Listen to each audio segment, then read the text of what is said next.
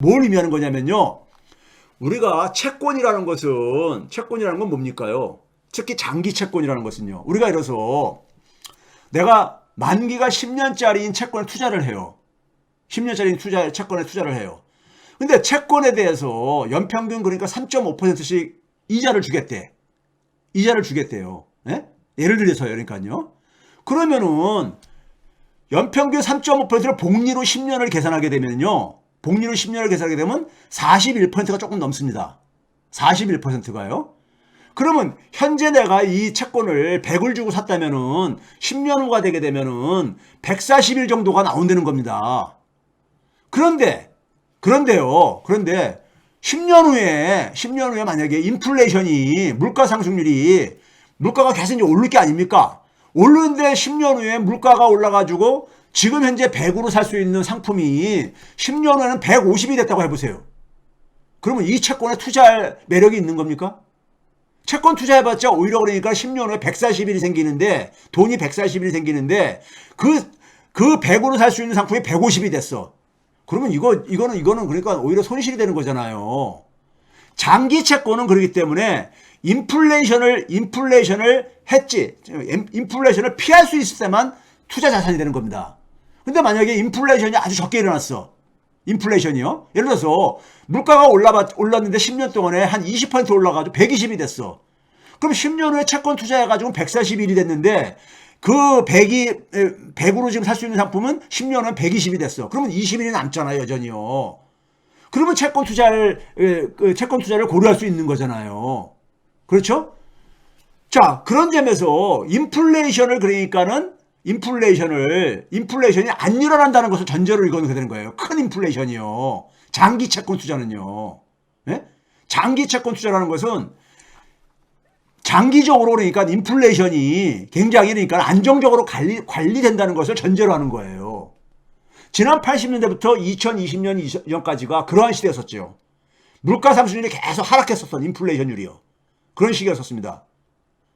근데 지금 이제 우리가 연평균 수익률이 4%를 지금 돌파했다 했잖아요. 10년물이요. 4%면은 10년 후 자금은 148 정도 된단 말이에요. 148 정도 되는데 왜 이것이 수익률이 올라가고 있느냐 하는 거는 결국 뭐겠어요? 인플레이션이 이거 이상 혹은 인플레이션이 꽤 올라가가지고 3.5% 정도로 인플레이션 올라간다 하면 140일 정도 나온다는 얘기잖아요. 지금 상품 가격이 100인 게 10년 후가 되면 140일이 된다는 거잖아요. 예? 지금 최소한 앞으로 인플레이션율은 연 3.5%가 된다는 게 전문가들 중에서 그런 전망들을 하고 있기 때문에 인플레이션이 3.5%라고 계산한다면 10년 후에 지금 현재 100으로 살 수 있는 상품이 10년 후에는 141이 된다는 얘기입니다. 가격이요. 근데 수익률이 4%면 148 정도 나온다는 얘기예요. 그럼 10년 동안 투자를 해가지고 7 정도뿐이 수익을 못 낸다는 얘기죠. 실질적인 수익은요. 이건 별로 매력적인 게 아니죠. 그렇죠? 그러니까 어떻게 합니까요? 수익률이 더 올라가야지. 수익률이 더 올라가서 10년 후에 자금이 한 170 정도 돼. 그러면 이제 그러니까 좀 이제 고려할 수 있다 이거죠. 그래서 지금 올라가는 거예요. 지금 인플레이션을 이게 그러니까 막아줄 수 없다. 지금 반영을 못하고 있다 이거예요. 지금요. 미국의 인플레이션이 새로운 국면에 지금 진입했다는 걸 보여주는 겁니다. 새로운 국면에요. 예? 그러면 이건 결국 뭡니까요? 인플레이션이 이렇게 되니까는 장기적으로 그러니까 우리가 불확실하게 우리가 이렇게 시장에서 평가하고 있다는 건 뭡니까요? 예? 시장이 뭐냐면은 인플레가 그러니까 과거 그러니까 팬데믹 이전처럼 소위 말해서 그러니까 우리가 2% 이내에서 관리가 됐던 시대는 이미 이제 끝났다 이렇게 보는 것이고, 두 번째로 뭡니까? 이번에 인플레가 왜 생겼는가 한번 봐보세요. 뒤에서 다시 또 얘기하겠지만은 이번에 인플레이션은 여러분들 제가 그러잖아요. 미국식 패러다임 혹은 더 넓게 얘기하면 영미식 패러다임의 실패에서 이게 비롯된 겁니다. 그게 바로 뭐예요? 문명 실패잖아요. 코로나 바이러스하고 우크라이나 전쟁이 만든 인플레이션이잖아요. 예? 그렇죠? 그러면 우리가 코로나 바이러스는 뭐예요? 자연과 인간 간의 공존의 실패잖아요. 실패의 결과잖아요. 이건 산업 문명의 그러니까 실패잖아요, 사실은요. 예? 그리고 미국 패권주의의 실패잖아요. 그럼 이런 것들이 앞으로는 그러면 이게 없어질 것이냐? 해결된 게 있냐 이거예요. 해결된 거 있습니까? 없잖아요. 앞으로 어떤 바이러스가 나올지 누구도 장담 못 하잖아요. 그렇죠? 코로나 바이러스보다 더 강한 것이. 거기다가 미국 패권주의가 수그러들 가능성 없잖아요. 그렇죠? 그럼 이런 상황 속에서 또 향후 금융위기에 대한 리스크가 또 있잖아요. 예? 이 리스크를 연준이 과연 그러니까 수습할 힘이 있는가? 연준이 수습하려면 결국 돈을 찍어가지고 결국 수습을 해야 되는데 연준이 돈을 찍어낼 지금 역량이 지금 그러니까 거의 고갈돼 가고 있다는 거 아닙니까? 그렇죠? 그러니까 이러한 것들이 지금 뭐냐면 장기 미국채에 대해서 의구심을 갖게 하는 거죠. 예? 장기적으로 미국은 그러니까 인플레이션을 진정시킬 수가 없어. 그리고 인플레이션의 근본적인 원인들을 해결할 가능성도 안 보여. 그리고 연준의 힘은 갈수록 약화되고 있어. 이런 것들이 시장을 지배하는 거예요. 그러니까는 미 국채 수익률이 장기 국채 수익률이 폭등을 하는 거죠.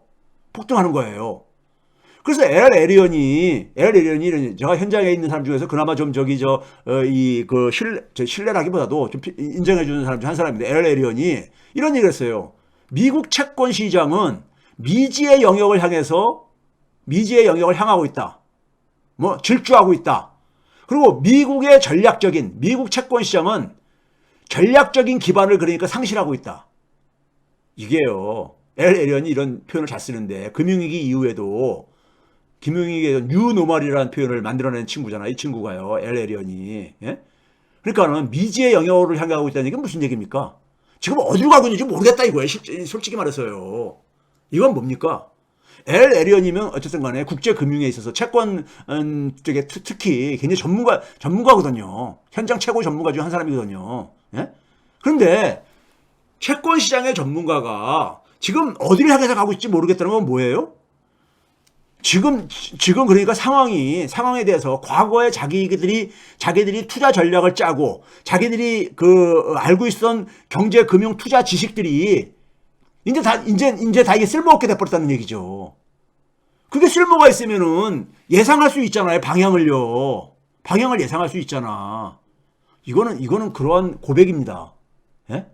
우리가 이전에 믿어왔던 지식과 경험과 지혜들이 쓸모없게 됐다는 걸 고백하는 거. 이것만큼 있잖아요. 시장에 불확실성을 던지는 게 없습니다. 사람들의 그러니까 판단 능력이 무용지물이 됐다는 겁니다. 이성이. 이거 새로운 국면이죠. 이건 새로운 국면으로 진입하는 거죠. 예? 그러니까 미국 채권 시장이 미국 채권의 그 전략적인 기반을 잃어버리고 있다. 미국 채권이 갖고 있는 힘을 잃어버리고 있다는 거잖아요. 이건 미국의 힘이 그러니까 잃어버리고 있다는 얘기잖아요. 그럼 제가 여기서 이 미지의 영역은 누구의 실패인가 할 때요. 자, 우리가 자산을 포트폴리오 할 때, 자산을 구성할 때 리스크 관리는 핵심이잖아요. 리스크 관리는요. 핵심이잖아요. 해리 마코이치라고 있죠. 해리 마코이치라고. 금융 전공자예요. 노벨상까지 받았죠, 이 사람이요. 해리 마코이치가 만든 유명한 공식이 있잖아요. 투자에 있어서요. 6대4 투자 전략. 주식 6, 채권 4. 주식은 그러니까 우리가 위험성이 높지만 수익이 높고, 채권은 반면에 위험성은 적지만 안정적인 수익이 보장되진 해가지고 6대4로 배분을 하라는. 네? 아주 그러니까 이 시장에서는 거의 고전적으로 우리가 이제 얘기하는 6대4 투자 전략이 있잖아요. 이 투자 전략으로 작년에 한 경우 수익률이 얼마가 났냐? 마이너스 17%가 나왔어요. 마이너스 17%. 예? 1937년 이후에 최악의 실적입니다. 예? 지금 무슨 얘기입니까? 전통적으로 그러니까 우리가 적어도 이론적으로 만든 투자 공식이 작동 안 되고 있다는 거잖아요. 경영학이나 경제학이나 소위 투자론에서 소위 전통적인 대가들이 만든 공식이 작동이 안 된다는 걸 의미하는 거잖아요. 그렇죠? 마이너스 17%. 이게 가장 그러니까는 최선의 투자 전략이라고 해야 투자 공식이라고 해놓는데 그러면 그게 안 맞는다는 얘기잖아요. 이걸 가셔야 됩니다.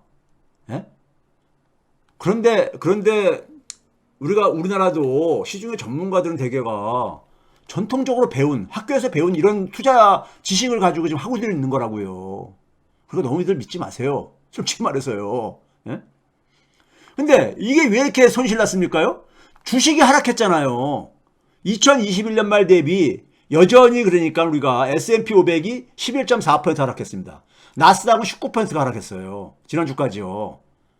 그러면 주식이 하락할 때 채권은 해야지만이 이 6대4 투자 전략이 맞는 거잖아요. 예? 맞는데 주식이 하락할 때 채권 가격도 같이 하락한 거야. 그러니까 손실률이 17%가 나온 거예요. 근데 채권이 그러니까는 주식이 하락할 때 채권이 그러니까는 우리가 주식이 하락하는 건 되게 어떻게 하락합니까? 다른 우리가 가장 단순한 논리는 금리가 올라가게 되면 주식이 주가가 하락한다는 이런 얘기를 하고 그러죠. 그러면 금리가 올라가게 되면은 되게 언제 올라가는 거예요? 경기가 안 좋을 때. 예? 이제 경기가 이제 이렇게 둔화되는 거잖아요. 경기가 둔화되게 되면은 금리가 올라가게 되면 경기가 둔화되잖아요. 긴축이 되니까는. 그러면 인플레도 꺾이잖아요. 그러니까 인플레이션이 같이 꺾여야 되는데 인플레이션이 안 꺾이는 거야. 그러니까 이자율은 계속 혼자서 올라간 거죠. 그러니까 채권 투자도 손실이 난 거죠. 이거는 사실 있잖아요. 이미 금융위기 때 그린스펀이라고 있죠. 앨런 그린스펀이라고요. 예? 80년대 그러니까 우리가 80년대 90년대 그러니까 소위 말해서 연준 의장을 했었던, 예? 소위 말해서 그러니까 경제 대통령이라는 별명까지 얻었던 사람이죠. 경제 대통령이라고요. 금융위기 전에. 이 양반이 근데 노후가 별로 안 좋았죠. 노후가. 예? 금융위기의 원인 중에 한 사람을 그린스펀이라고 이제 그러니까 얘기를 할 정도로 얘기하니까는 노후가 굉장히 안 좋았죠. 90년대까지만 하더라도요, 경제 대통령이라 했었어요. 경제 대통령. 워싱턴 대통령은 90년대에 클린턴이었었지만은, 예? 클린턴, 그 전에 부시 이랬었지만은 경제 대통령은 그린스펀이다 이랬었다고요. 예? 90년대 신났잖아요. 월가가요. 예? 이 월가 자본 논리를 저는 대변해왔던 사람이라고 보거든요. 그린스펀은요. 근데 이 사람이 의회에 불려나가가지고, 예? 의회에 불려나가지고 금융위기에 대한 이제 청문회를 할 게 아닙니까? 엄청난 손실을 가져왔으니까. 그때 뭐라고 청문회에서 하냐면요. 예? 얘기를 하냐면 수십 년간 지배해온 현대 리스크 관리 패러다임. 그러니까 경영학이라든가 경제학에서 얘기하는 리스크 관리 패러다임이 있단 말이에요. 리스크를 관리하기 위해서, 리스크를 최소화하기 위해서, 손실을 최소화하기 위한 포함한 전체 지적인 구조가 붕괴하였다고 의회에서 증언을 했어요. 그리고 그 이후에 금융위기 이후에 내노라 하는 경제학자들이 거시경제학은 사망했다. 최소한.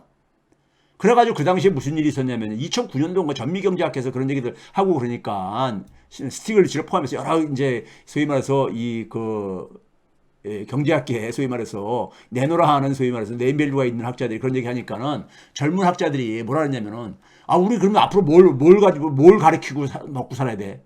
이런 얘기들이 나오고 그랬었거든요. 예? 이런 얘기들이.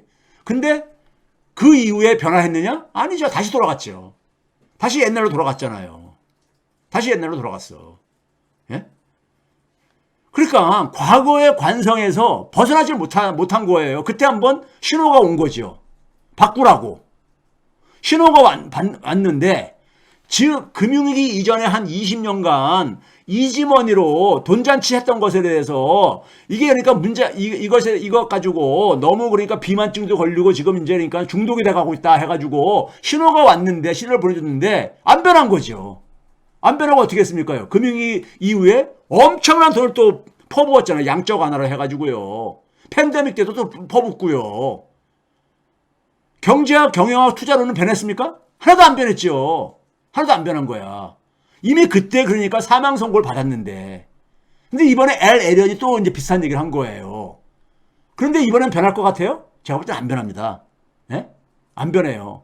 결국은 뭐냐면 대학하고 현실하고의 괴리는 갈수록 커질 겁니다. 대학에서 얘기하는 그 지식이 별로 그러니까 현실에 설득력을 잃어버리게 될 거예요. 갈수록이요. 뒤처지게 될 겁니다. 예? 뒤처지게 될 거야. 예? 자, 그 다음에 봐보세요. 90년대 이후에요. 왜 이지머니 시대가 왜 도래했냐면요. 이게 파란색이 연준금리입니다. 연준금리고, 주황색이 소위 말해서 소비자 물가 상승률이에요. 근데 봐보세요. 계속 떨어졌잖아. 그러니까 금리는 낮출 수가 있었던 거야. 그러면서 계속해서 이지머니를 공급해 준 거죠. 소위 말해서 몰핀에 갈수록 중독이 돼 간 거예요. 근데 금융위기에 한번 딱 신호를 보내줬어. 이지머니하고 이제 그만 결별해라. 했는데 안 한 거죠. 예? 팬데믹 이후에 지금 팬데믹 이후에 새로운 방식으로 지금 그러니까는 결별을 요구를 하고 있는 거죠. 예? 구조조정해라. 구조조정하라 이거. 이 이지머니 가지고 자산 가격을 엄청 키웠잖아요. 근데 이거를 그러니까는 이 자산 가격이 사람들한테 얼마나 행복감을 줬습니까? 얼마나 행복감을 줬어요. 아우, 내가 보유하고 있는 주식 가격이 엄청 올라. 내가 보유하고 있는 부동산 가격이 엄청 올라. 너무 행복하죠. 예? 도취감을 줬잖아요. 우리가 소위 말해서 몰핀을 맞았을 때, 뽕을 맞았을 때, 이 아주 극치감을 갖듯이 막 그렇게 신났잖아요. 신났잖아. 근데 그게 그러면서 결국 뭐니까 중독이 돼가는 거잖아요. 중독. 예? 중독이. 그럼 그거하고 이제 우리가 결별을 하라고 금단 증상을 내보냈는데 결별을 안 한 거야. 그러니까 지금 뭐냐 강제를 하고 있는 거죠. 강제하는 방식을 바꾼 거예요. 지금요. 자, 이거 봐보세요. 2008년도에 금융위기는 어떻게 났습니까요?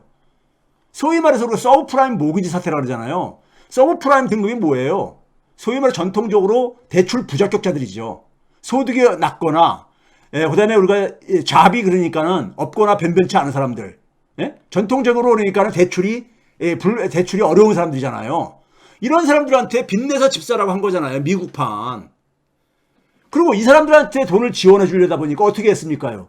이 사람들한테 대출해 준 거를 가지고 다시 증권화 해가지고 예? 이걸로 또 돈을 마련했잖아요. 제가 과거에 소개했던 서브프라임 MBS를 자산유동화증권을 모기지 담보증권을 CDO 부채담보증권으로 전환시켜가지고 즉 고수익 그 증권을 저위험 고수익 상품으로 일종의 수리적으로 사기를 친 거죠. 예? 그래가지고 이걸 금융혁신이라고 막 이제 포장을 한 거 아닙니까? 금융혁신으로요. 예? 이거 가지고 어떤 사람이 그러더라고요. 어떤 현장의 사람이 CDO가 갖고 있는 긍정적인 점이 있지 않습니까, 교수님? 여러분들 금융이라는 것이 있잖아요. 돈이 막 풀릴 때는요. 웬만한 위험한 상품도 사고 안 나요. 돈이 풀릴 때는. 우리 서브프라임 모기지는 뭐예요? 집값이 계속 오를 때는 괜찮아요. 집값이 오를 때는 이거 안 터집니다. 집값이 계속 오를 때는. 문제는 집값이 계속 오를 수가 없고 거품이 꺼졌을 때 그 후유증이 너무 큰 거잖아요. 그러다 보니까는 제가 앞에서 이제 중립적 시각을 얘기했잖아요. 중립적 시각이라는 게 뭐냐면, CDO 같은 경우에 장점은 결국은 뭐냐면은, 이렇게 고위험 고수익 상품을 저위험 고수익으로 바꿀 수 있는 그걸 통해서 많은 자금을 창출할 수 있게, 예? 투자 자금을 창출할 수 있게 해줬다는 장점이 있다. 반면에 단점은 이것이 집값이 하락할 때, 커다란 손실을 가져왔다. 이런 거를 거의 대등하게 놓고서는 그냥 나열하는 식으로 평가하는 거예요. 이게 중립적 시각이라는 거예요. 소위 말해서. 그런데 팩트는 뭡니까? 팩트는 그러니까 CDO라는 상품이 엄청 발행됐어. 서브프라임 모기지로요. 근데 이것이 갖고 있는 후유증을 생각한다면은 이 상품의 장점을 우리가 강조할 수 있는 겁니까? 예? 금융위기 이후에 엄청난 손실을 일으킨 것을 정당화시킬 수 있는 거냐고요. 예? 이게 문제가 발생 안 할 때 발휘했던 힘이 CDO의 힘이요. 그게 바로 중립적 사고가 가지고 있는 위험한 점인 겁니다. 그러니까 양비론식으로 막 나열해 놓고서는 장점 단점 막 얘기해가지고 전문가들이 되게 하는 방식이 그런 거잖아요. 말하는 방식이 장점 단점을 막 나열해. 근데 결과는 몰라. 결과는 자기도 책임 안 지고 싶은 거야. 아니죠. 진실은 하나인 거죠. 진실은 하나인 거야. 예? 진실은 있는 거잖아요. 근데 양비론에는 진실이 없어요. 진실을 오히려 덮어버리죠. 진실을 못 보게 하죠. 진실을 못 보게 하잖아요. 예? 그래서 제가 사회과 경제하는 사람들이 이 중립적 시각이라는 것이 굉장히 사회에 해악을 미친다고 하는 게 제가 그런 얘기입니다. 결과적으로는 이런 재앙을 정당화시켜주는 거예요. 재앙을. 그런데 우리가 현재 위기는 뭐냐? 금융위기하고 팬데믹 이후에 공급된 천문학적인 이지머니, 초저금리 자금이죠. 이게 만들어낸 버블, 우리 그 토양이잖아요. 예? 그렇죠? 그래서 이것은 초저금리 자금이었기 때문에 당연히 고금리가 오게 되면 충격을 받을 수밖에 없는 거예요. 예? 충격을 내재한 버블이었잖아요. 예? 그렇죠? 근데 연준하고 월가는 어떻게 했습니까? 금융위기 이후에도 고금리 안 왔어. 인플레가 안 생겼기 때문에. 그래서 연준과 월가는 뭐냐면 금융위기 이후처럼 돈을 그렇게 엄청나게 양적 완화를 해도 고금리 안 올 것이다. 이렇게 해서 배제했던 거 아닙니까? 그런데 이번은 다르지요. 이번은 달랐던 거야. 이번에는 금융위기 때는 아까 앞에서 얘기했듯이 서브프라임 모기지라는 것이 출발점이었지만은 이번에는 뭐였었어요? 이번에는 문명 실패하고 정치 실패잖아요. 예? 다른 거잖아요. 이게 출발점이. 그러니까 자연히 뭐냐면은 월가가 통제할 수 없는 인플레가 발생한 거 아닙니까? 예? 이건 바로 어디서 비롯된 거예요? 미국 패러다임. 미국 패권주의가 원인이었잖아요. 서브프라임하고 미국 패러다임, 미국 패권주의의 이 문제하고 똑같은 겁니까? 원인이 아니잖아요. 그런데 어떻게 2008년 금융위기하고 현재를 같은 선상에다 비교를 합니까? 제가 그래서 이 위기는 똑같은 내용으로 반복되지 않는다고 얘기하는 게 바로 그거예요. 예? 그러면 미국 패러다임의 실패, 미국 패권주의 실패는 바로 뭡니까요? 미국 힘에 그러니까는 문제가 생긴 거잖아요. 미국 힘을 상징하는 금융에 있어서 미국 힘을 상징하는 게 바로 뭐예요? 미국채잖아요. 미국채잖아요. 그래서 제가 미국채를 주목하라 한 거예요. 그래서 이제 좀 이해가 되십니까? 미국채를. 그런데 미국 패러다임과 미국 패권주의는 갈수록 지금 이건 삐끄덕거리고 있잖아요. 갈수록 삐끄덕거리고 있잖아요. 그렇죠? 과거 그러니까 1950년대부터 70년대까지만 하더라도 미국이 이렇게 교통정리하게 되면 다 됐었잖아요. 예? 교통정리를 하면요. 이게 안 되는 거예요. 어떤 분이 지금 중용은 기계적 중립이나 전체의 균형 같은 거. 아주 좋은 말 하셨는데요. 중용은 있잖아요. 제가 이렇게 비유합니다. 저는 이렇게 비유합니다. 우리가 벽시계를 보게 되면은 똑딱 왼쪽으로 한 번 가고 오른쪽으로 한 번 가가지고 1초가 만들어지잖아요. 시간의 흐름이라는 건 생명이잖아요. 생명이 있는 거죠. 변화하는 거잖아요. 그렇죠? 시간의 흐름이라는 것은요. 근데 많은 사람들이 중용을 뭘로 생각하냐면요. 벽시계가 딱 가운데 멈춰 있는 거. 이건 죽은 거잖아요. 시간이 변화가 안 되는 거니까 죽은 거잖아요. 그걸 가지고 저는 평면적 중간이라고 합니다. 기계적 중립이라는 표현을 썼는데 평면적 중간이요. 근데 중용은 입체적인 중간입니다. 입체적인 중간값이야. 좌쪽으로 우쪽으로 한 번씩 가가지고 평균값을 0으로 만드는 거죠. 이건 틀린 거죠. 좌쪽으로 마이너스 1 가고 우쪽으로 마이너스 1 가가지고 0을 만드는 거하고 가만히 멈춰있는 0하고는 틀린 거잖아요. 하나는 생명이 없는 거고 하나는 생명이 있는 거잖아요. 중용은 생명이 있는 겁니다. 예? 중용은 생명이 있는 거예요. 그래서 중용이 굉장히 힘든 거예요.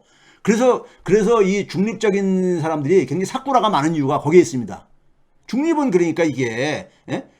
중립은 진실을 그러니까 진실을 왜곡시켜버리거든.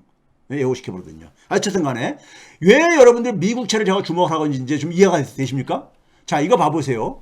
인플레 변화 요인인데 21년 3, 4월 달부터 이미 목표치를 벗어났다고 제가 과거에 얘기했었잖아요.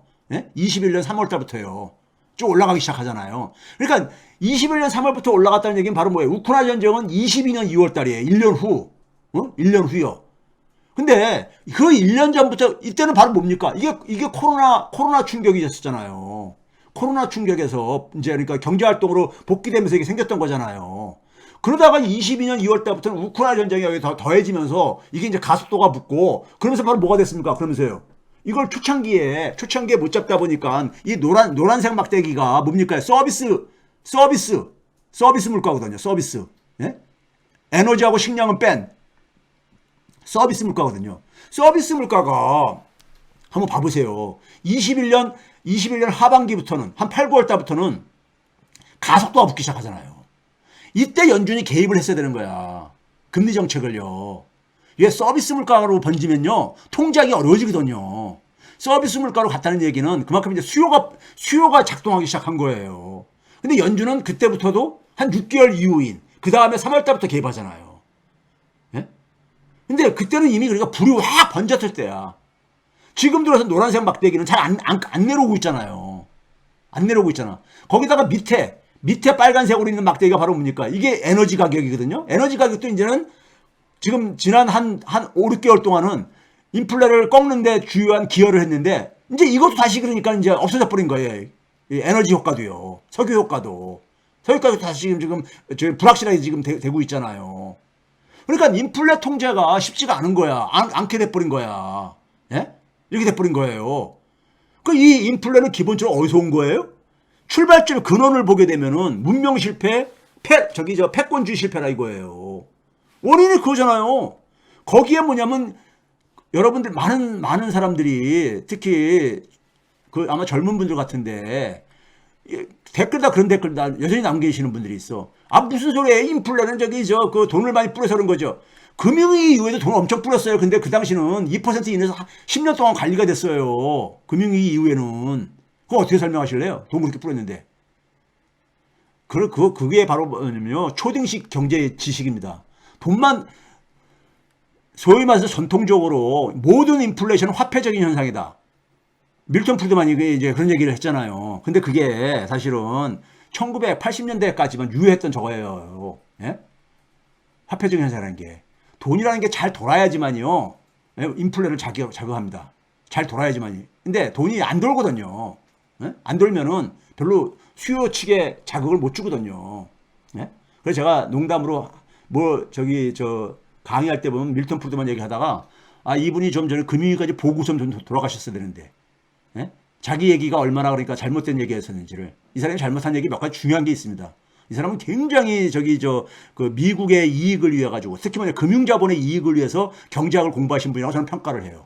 그래서 민스키하고 같은 스승을 두고 있지만 민스키하고 전혀 반대의 길을 간 이유가 바로 거기에 있죠. 하여간 뭐 이 얘기는 별로 불필요한 얘기고요. 하여간 인플레가 지금 통제가 굉장히 어려운 이유가 이거고요. 그 다음에 이거 봐보세요. 이게 뭐냐면요. 노란색은 뭐냐면 수요 측면입니다. 지금 뭐냐면 팬데믹 이전에는요. 주로 이제 이게 수요 부족이 문제였었어요. 네? 이 인플레이션에 있어서. 그러니까 굉장히 물가가 안정됐었던 거죠. 금융위기, 팬데믹 이전에는요. 네? 수요가 부족했었던 거예요. 그러다가 이제 18년 전으로 해가지고 이게 수요가 좀 살아나면서 경기가 18년도 잠깐 살아나잖아요. 19년도 다시 꺼지기 시작하지만은. 예? 그 다음에 이제 여기 이제 그러니까는 이 소라색하고 빨간색은 뭐냐면요. 뭐라고 했습니까? 노동 공급이라든가 그다음에 원자재 공급이요. 즉 공급 측면이지요. 지금 뭐냐면 상품을 생산하는 데 속에서 상품을 생산하려면은 노동력이라든가 원자재 같은 경우들이 많이 이렇게 잘 공급이 돼야 될 게 아닙니까? 공급이 잘 돼야 되잖아요. 팬데믹 이전에는 그게 별 문제가 없었었어. 크게. 예? 이 요인이 한 20% 정도 안 됐었다 이거예요. 주로 수요 부족 때문에 주로 그러니까는 상품 공급이 잘 안 되고 그랬었던 거예요. 예? 소위 말해서 공장의 가동률 이런 것들이요. 그러니까요. 예? 그런데 팬데믹 터지면서 어떻게 됐습니까요? 수요도 쫙 떨어지게 되고 노란선이 쭉 떨어지죠. 떨어지죠. 거기다 뭐냐면 공급 부족도 공급의 차질도 생기죠. 이게 쫙 올라가잖아. 빨간색하고 이 소라 색깔이요. 그게 이제 절정을 찍고 꺾이면서 수요도 좀 살아나기 시작하고 그다음에 뭐냐면 공급 문제도 좀 해소가 되기 시작하는 이게 꺾이는 거잖아요. 예? 꺾이는 거잖아. 근데 여전히 어떻습니까? 여전히 2023년인 지금에도 여전히 그러니까 팬데믹 이전으로 돌아가는 상태가 아니잖아요. 수요도 완전히 그 상태로 돌아가지 못했고 공급 문제도 여전히 그러니까는 안 돌아간 상태잖아요. 그렇죠? 이런 상태입니다. 그렇기 때문에 팬데믹 이전 기준으로 보면 안 된다는 얘기입니다. 제가 그래서 그랬잖아요. 지금 문제는 뭐냐면은 왜 그렇게 금리를 올렸는데도 미국의 경제를 떠받치는 3분의 1을 떠받치는 가계 소비가 안 줄어드느냐? 제가 뭐라 했습니까요? 소득보다 자산에 있다 그랬잖아요. 자산이 엄청 증가했어요. 지난 4년 사이에. 예? 지난 4년 사이에 자산이 왜? 이지머니가 엄청나게 자산 시장으로 들어갔잖아요. 예? 엄청나게 들어갔잖아. 가계 순자산, 부채를 뺀 순자산만 하더라도 37%나 증가했어요. 올해 상반기까지. 4년 전에 비해서. 예? 그러니까 그런 점에서 그러니까는 미국 가게는 뭐 저기 자기들이 소비를 줄여야 될 이유가 별로 없는 거죠. 뒷받침이 충분하니까는. 예? 그 다음에 이제 앞에서 얘기했어. 이제 정리하겠습니다. 저 미국채가 왜 주목을 해야 되는 거를 지금 제가 오늘 생태계를 가지고 얘기를 한 겁니다. 중국의 미국채가 8월달 거도 최근에 발표됐죠. 또 줄어들었어요. 또 줄어들었어요. 계속 줄고 있는 거죠. 줄고 있는 것이고요. 그 다음에 이게 뭐냐면요. 파란색 막대기가 이게 이제 2000년부터입니다. 2000년부터 최근까지 그러니까 장기적이죠. 연간 데이터입니다. 물론요. 이게 파란색 막대기는 GDP분의 총통화량입니다. GDP분의 총통화량이요. 지금 무슨 얘기입니까? 이걸 거꾸로 하게 되면 화폐 유통속도죠. 화폐 유통속도인데 이걸 거꾸로 했다는 얘기는 뭐예요? GDP가 그러니까 총통화량에서 이게 지금 보게 되면 파란색 막대기가 어떻습니까? 1보다 밑에 있잖아요. 1보다 밑에요. 그렇죠? 파란색 막대기의 값이 맨 왼쪽에 보면 0.47. 그리고 저 중간에 보게 되면은 이제 2021년경 그러니까 2020년까지는 그냥 중간에 중요한 연도만 쭉 이렇게 한 4개 막대기로 이제 정리를 한 것이고요. 그다음에 이제 뭐냐면은 2021년도부터는 좀 최근에 짧게 이렇게 간극을 둔 겁니다. 근데 어땠습니까요? 팬데믹 이후에는 이 값이 올라가잖아요. 올라갔다는 얘기는 뭡니까? 올라갔다는 얘기. 이게 떨어졌다는 얘기, 떨어진 숫자가 0.47에서 0.87로 2배 정도 올라갔다는 얘기는 뭐예요? 소득을 만들어낸, GDP라는 것은 소득이, 생산활동이잖아요. 생산활동에 필요한 것보다 돈이 엄청 많이 공급됐다는 얘기잖아요. 돈이 엄청 많이 공급됐다는 얘기잖아요. 그거하고, 그 다음에 빨간색은 뭐냐면요. GDP분의 순자산입니다. 미국 가계 순자산이에요. 이것도 4배 정도, 4배 정도 돼 이렇게 있다가 5배로 후반으로 딱 뛰잖아요. 네? 뛰잖아요? 이건 결국 뭐예요? 그 돈들이 다 어디 갔다는 얘기인 거예요? 자산으로 갔다는 얘기죠. 자산으로요. 자산으로.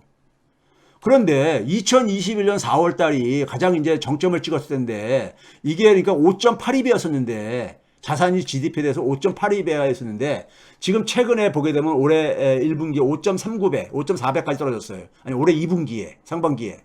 얼마 안 떨어진 거잖아요. 예? 그러니까 자산의 구조조정이 일부 진행됐지만은 여전히 그러니까 충분치가 않다는 얘기죠.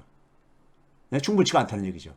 그래서 미 국채 수익률이 계속 올라간 거고요. 그것에 따라서 시장금리 상승이 자산시장에 그러니까는 매스를 가할 수밖에 없다는 얘기인 겁니다. 자산시장에 그러니까 소위 말해서 구조조정이 이루어지게 되게 되면 그때 가서 침체가 올 겁니다. 이런 식으로 올 거예요. 순서가. 네? 이런 식으로 올 거라고요. 구조조정은 불가피한 거예요. 이걸 근데 해야 돼. 이걸 안 하려고 미국도 작년 11월 달부터 그러니까 이걸 안 하려고 계속해서 그러니까 7월 달까지 올해 7월 달까지 예? 7월 달까지 그러니까는 이걸 안 하려고 좀 피하려고 계속 그랬던 거 아니에요. 월가가 원치 않고 미국 연방 정부도 이자 부담 때문에 안 하려고 하고 모두가 다 그러니까 합세해 가지고 하고 싶은 마음이 없는 거야. 구조조정을요. 구조조정은 참 하기 싫어하는 겁니다. 왜 그러겠어요? 내 주식 가치가 떨어지고 내 부동산 가치가 떨어지는 거 좋아할 사람 없잖아요. 근데 이걸 해야 된다고요. 안 할 수가 없는 거잖아요. 안 할 수가 없는 거잖아. 이거 안 하고 어떻게 갑니까? 예? 이걸 어떻게 안 할 수가 있어요? 예? 그렇죠? 아니, 안 한다는 얘기는 계속해서 돈잔치 하겠다는 얘기예요. 계속 돈잔치 하겠다는 얘기죠. 예? 그러면 아까 얘기했듯이 이 몰핀에 중독됐는데 계속해서 그러니까 몰핀을 더 맞겠다는 거 아닙니까? 예? 몰핀을 계속 맞겠다는 거잖아요. 그게 과연 방법이냐고요. 그게 방법이 될 수 있는 거냐고요. 제가 지금 창이 닫혀져서 가지고 창을 좀 다시 연으라고 지금 딴짓을 좀 했습니다. 지금 무슨 얘기예요? 최백은 교수님도 이미 기득권 아닌가요? 이게 제가 무슨 기득권을 누리고 있다고 그렇게 하세요? 예? 기득권이라는 걸 함부로 남용하지 마세요. 제가 기득권 누리는 걸 구체적으로 얘기를 해보세요. 언더독님. 그렇게 그냥 뭐 무조건 되고 그러니까 우리 사회 속에서 그러니까는 좀 소득이 높으면 다 기득권입니까? 그건 너무 그거는 천박한 얘기고요. 예. 뭐 지식 기득권이요? 지식 기득 저는 지식을 있잖아요. 한 번도 멈춰본 적이 없어요. 제가 대학 선생 생활하면서 학생들한테 약속한 게 있습니다. 두 가지요. 제가 이 약속을 못 지키면 교단을 떠나겠다 했어요. 학생들한테요. 첫째는 뭐냐면은 학생들한테 부끄러운 짓을 했다고 생각하면 여러분들이 떠나라고 하기 전에 내가 먼저 떠나겠다. 둘째, 우리 옛날에 그런 말 했었거든요. 옛날 대학 다니신 분들 많이 아실 거예요. 교수님들이 옐로우북을 갖고 다닌다 그랬죠. 그러니까 강의록을, 저는 강의록 없이 강의하는 사람인데, 강의록을 옛날에 노트 정리한 걸 가지고 매번 똑같은 걸 얘기하다 보니까 이게 누렇게 변색이 돼가지고 옐로우북이라고 이렇게 했었단 말이에요. 예? 근데 저는 있잖아요. 지금까지 한 해도 똑같은 내용을 한 적이 없어요. 지금 30년 넘게요. 진짜입니다. 이건 뭐 학생들이 증인이니까. 예? 제가 그랬거든요. 제가 똑같은 얘기를 반복할 때는 제가 여러분들에게 가르칠 게 더 이상 없다는 걸 의미하기 때문에 떠나겠다 그랬었어요. 근데 무슨 지식 기득권이에요. 무슨 지식 기득권이냐고. 그러니까 그냥 무조건 되고 그냥 그렇게 하지 마세요. 무조건 되고 그냥 그러니까 자기 짐작으로 대학 교수들이 되게 이제 기득권 존재라는 건 인정합니다. 평균적으로. 근데 모든 지식이 다 그런 건 아니죠. 대학 교수가요. 그런 건 아니잖아. 자, 하여간 뭐 그 얘기는 지금 얼핏 보였기 때문에 이 창을 가다가 지금 얘기하시는 거고요. 자, 그 다음에 이제 얘기가 그랬는데 이걸 정리한 게 바로 이겁니다. 정리한 거예요, 이게요. 생태계는 자기 조정 기능이라는 게 있어요. 자기 조정 기능이라는 게 있어요. 자기 조정 기능이 이게 신호가 옵니다. 그때 조정을 해야 되는 거야. 근데 그걸 안 하게 되면요, 조정이 강제가 됩니다. 강제로 조정이 들어와요. 그건 굉장히 비극적인 결과가 오죠. 우리나라 외환위기 때 그랬고요. 지금도 그건 이제 뒤에서 이제 본론에서 얘기하겠습니다. 자, 그럼 출발은 뭐냐? 미국의 문제는 뭐냐? 이지머니를 너무 남용한 거야. 글로벌 이지머니 시대를 누렸잖아요. 80대 후반부터 아까 앞에서 얘기했듯이. 지난 40년간 이지머니에 그러니까는 중독이 될 정도로 이건 달러 힘을 남용한 거고 달러 힘을 폭력을 가한 거죠. 예? 그거 가지고 자산 거품을 만든 거예요. 그 신났지. 돈잔치를 하니까 신났지. 예? 그러다가 뭐냐면 금융위기가 온 거야. 자기 조정을 요구를 했지요. 그리고 국제적으로 협력을 하라고. 예? 글로벌 불균형 문제가 바로 그 갈등이었었죠. G20을 만든. 예? 근데 미국은 미국의 입장만 계속해서 강요를 하고 이제 달러의 힘을 믿고선 그랬잖아요. 그러니까 지금 지구상의 대부분 국가들이 대한 통화를 만들고 싶어 하는 게 바로 그건 거예요. 미국이 이건 스스로 자초한 거야. 예? 자기들이 오히려 그러니까는 달러가 전 세계 기축 통화를 할 때는 그렇게 대접을 해줄 때는 그럼 달러는 하나 공공재가 된 거예요. 공공재. 예? 공공재가 된 거잖아요. 그러면은 사실 자기 특정 국가의 통화를 기축통화로 사용할 때 그 나라는 얼마나 많은 혜택을 보는 겁니까? 그럼 그런 혜택을 누렸으면은 좀 국제사회를 위해 가지고 예? 상대적으로 어려운 국가들에 대해서 좀 이제 배려가 있어야 되잖아요. 근데 뭐 아주 그냥 잔인하게 월가의 이익 관점에서 돈 벌 때 도움만 된다면은 잔인하게 그냥 그러니까 칼질하고 그랬잖아요. 예? 파산시키고 국가부도 시키고. 예? 우리나라의 외환위기 때가 그 후유증이 바로 그거잖아요. 이거를 조정하라는데 조정을 안 한 거야. 그리고 또 이지머니를 계속했죠. 이지머니를 공급하다가 미국식 패러다임이 이제 실패가 나타난 거죠. 그게 바로 뭐예요? 이번에 앞에 쭉 얘기한 문명 실패고 패권주의 실패죠. 그러면서 글로벌 인플레이션 시대를 만들어낸 거예요. 이거는 연준이 만들어낸 게 아니라니까. 정치권에서 만들어낸 거죠. 정치권에서. 그래서 제가 이걸 비경제적인 공급 충격이라고 제가 계속 표현하는데 그걸 못 알아들으시는 분이 계속 질문하시더라고. 과거 것부터 보시면은 그러니까 글로벌 인플레이션 시대가 오니까는 이거는 그러니까는 중앙은행에서 이거는 해결하기 쉽지 않지요. 왜? 원인이 비경제적 공급 충격인데 문명 실패하고 패권주의 실패해서 발생한 인플레이션을 어떻게 연준이 해결해요? 연준이 어떻게 해결하냐고. 이걸 해결하려면 엄청나게 그러니까는 금리를 높여야 되는 거야. 그 후유증이 지금 겪고 있는 거고요. 예? 그걸 피하려고 우리가 단기 금리만 가지고 까짝까짝 대다가 예? 중장기 금리는 통제가 된다고 아주 그냥 이 자랑스러워 하다가 그다음에 이제 미국제 시장이 균열이 이제 일어난 거죠. 이게 바로 뭐냐? 이제 조정을 강요받는 거예요. 조정을 강요받는 거죠. 예? 조정을 강요받는 거야. 이게 여기서도 만약에 이제 그러니까 우리가 용단을 못 내리면 파국으로 갈 수밖에 없습니다. 이렇게 제가 보는 해석하는 이유는요. 본질을 봐야만 되기 때문에 미 국채라는 세계 최고의 안전 자산이 이렇게 지금 처참하게 지금 그러니까는 손실을 기록하는 거는요. 본질을 보지 못하면은 해석이 안 되어져요. 예? 이건 현장에서 수십 년 있던 사람들 엘 에리언도 그러니까는 미지의 영역이라고 표현을 할 정도니까요. 예? 미지의 영역이라고. 예? 우리나라 현장에 있는 전문가들이 엘 에리언보다 나은 사람 없거든요. 솔직히 말해서 제가 볼 때는요. 예?